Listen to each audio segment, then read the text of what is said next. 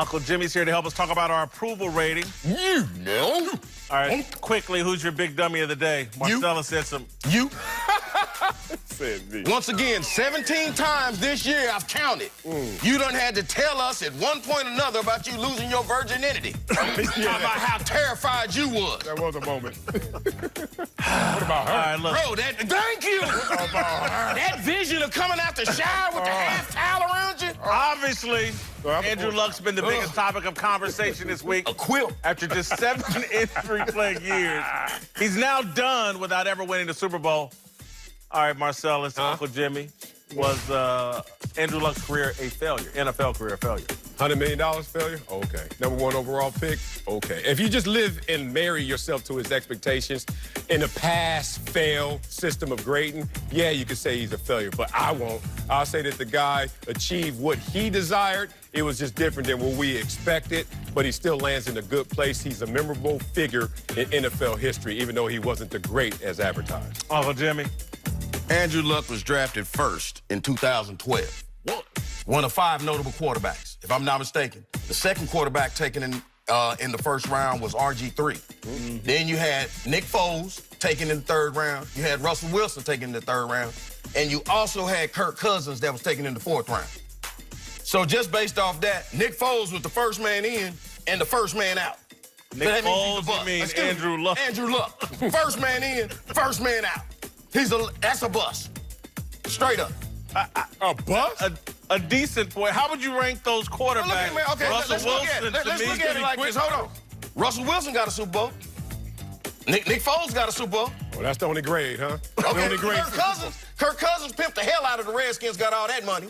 No, he got it out. And so that puts Andrew Luck just a little bit above RG3, just simply because he can slide a little bit. Hey, RG3 was the Rookie of the Year. He was on the cover of Madden, and it was noted that he had a coach that tried to kill him in his rookie year. That's true. So since y'all agree with me on all of this, Interesting. you using me on the Whitlaw, so let's go ahead and get to the point of discussion. My money.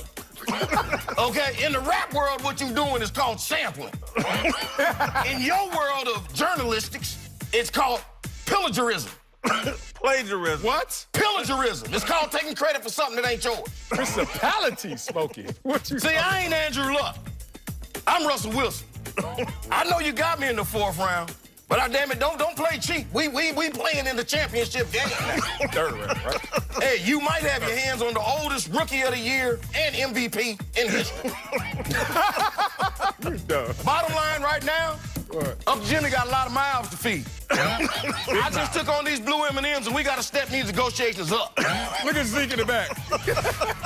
Hey, I got Lizzo now in my DM. Causing trouble. Truth hurts. The truth hurts. Hey, talking about you better check the DNA. I'm 100% that chick. But I can't be no side chick.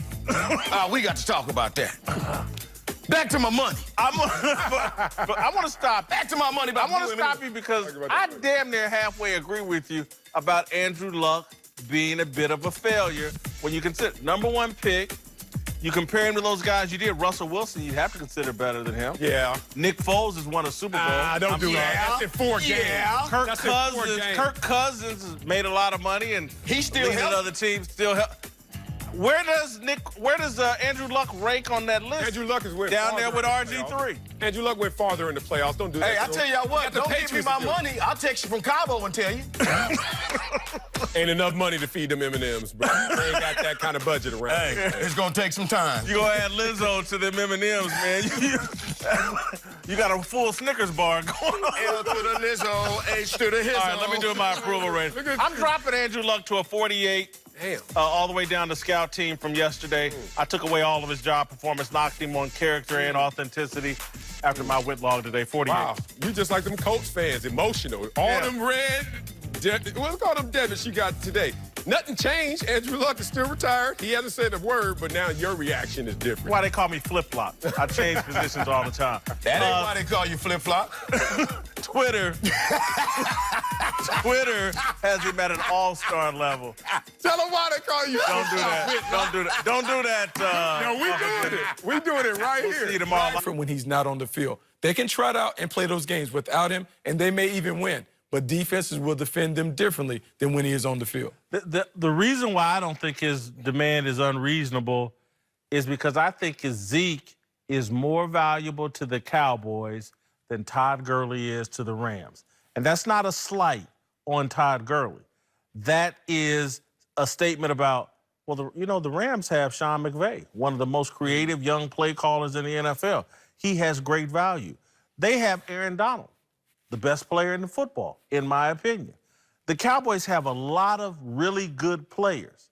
And maybe the guard they have, Zach Martin, maybe he's the best guard in football. I don't know. He ain't Aaron Donald. And so at the Cowboys, I think Jared Goff has more upside than Dak. And so I look at the Rams and say, yeah, they figured out a way to do it without Todd Gurley. I'm not sure the Cowboys can figure out a way to do it without Zeke. Well, sometimes it's not what you want, but when you want it. And I will say one thing to Marshall so he can tell Zeke, because this is all, they're one now.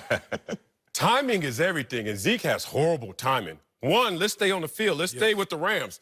As last seen on a football field, Ezekiel Elliott let this team down. 20 carries, 47 yards. A lot of people forgot about that in that Rams game when they should have won that game if he gives them some kind of performance, but it still was a great contest.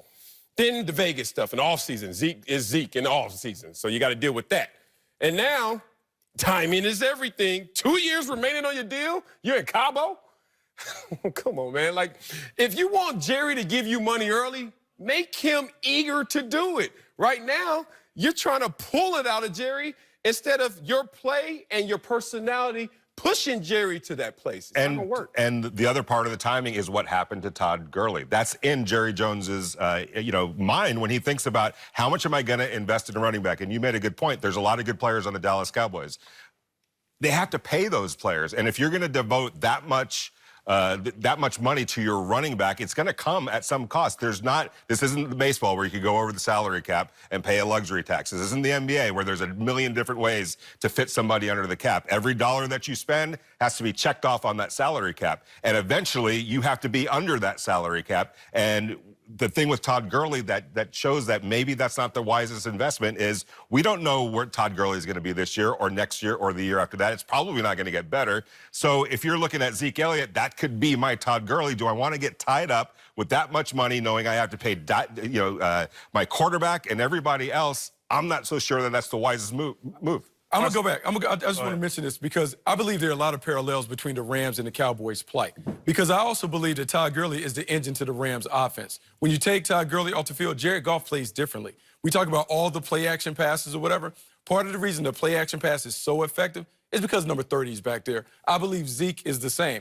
And we have to get to a point where we pay the players for their importance and their value to the team as opposed to the position. Because Jared Goff is going to get a lot of money. Now, is Jared Goff going to be a top 5 quarterback based on how he plays without Todd Gurley? I don't know. I think you can put Todd Gurley and Zeke in the same category. I think you put Dak Prescott and Jared Goff in the same category. I think those guys are complements to the running backs. And I think Zeke has a good argument. The timing is horrible. I think you make a hell of a point about we've allowed analytics to come in and destroy common sense and context. We just look at the numbers. And the importance to a team and things like that is being eliminated based on position. And so we're making the game so like anybody can allegedly understand the game. And as it relates to timing, I really agree with both of y'all in this sense. I'm going to argue the other side of it in terms Zeke's timing is terrible, which could lead to this is an unreasonable request. And I'm going, because this happens to a lot of people, and I can personalize it to myself. When you have been hit with the tag of bad behavior, and I've been hit with that tag, you got to do some work to get people to go, oh, no, that was an isolated deal, or that narrative's untrue. And there were things I've had to do in my professional career for 2 and 3 years to show, no, this is who I am. Yeah. And so I almost think Zeke would have been better off reporting to camp, good behavior, then sit. Say, you know what, I'm going to go through everything in camp the right way. I'm going to be here. I'm going to be a leader.